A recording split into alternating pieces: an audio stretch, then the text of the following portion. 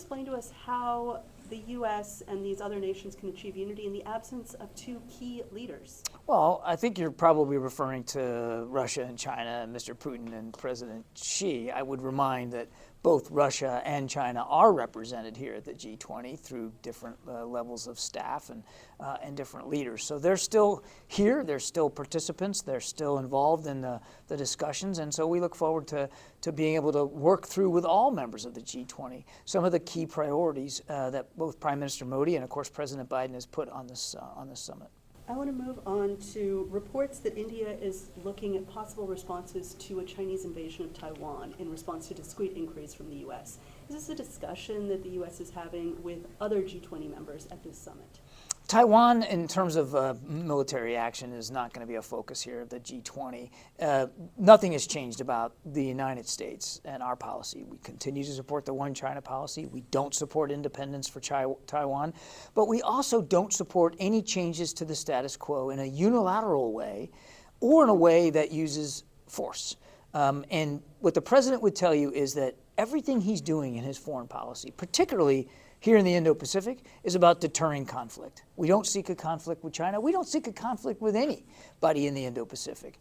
We do seek competition. We do seek, back to your earlier question, opportunities to economically compete, because so much of the global economy is right here in the Indo-Pacific. And here in the G20, you're talking about 75% of the global economy is represented in this group. So this isn't about Taiwan specifically, but it is about opening up opportunities to reduce the chances for conflict and to increase the opportunities that legitimate competition would offer to all members of the G20. So we're also seeing reports in Chinese media that President Biden is not meeting with the Chinese Premier Li Chang. Was there a discussion about such a meeting? Did the Chinese ask for one? Did the Americans ask for one? And why aren't they meeting? Well, I'd rather not get into the machinations of what bilateral meetings might happen or what might not happen and those discussions. The primary focus of the G20 is not really about bilateral discussions. It's really about multilateral discussions.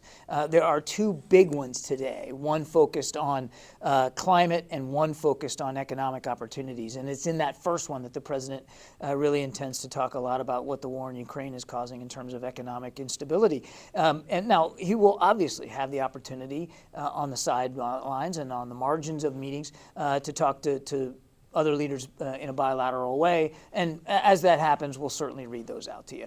I don't have anything to speak to at this point. But again, it's important that although President Xi's not here, and that is a disappointment to us, that the Chinese are being represented at a leader level and that they are being participants in these discussions, and that's what the president wants to see.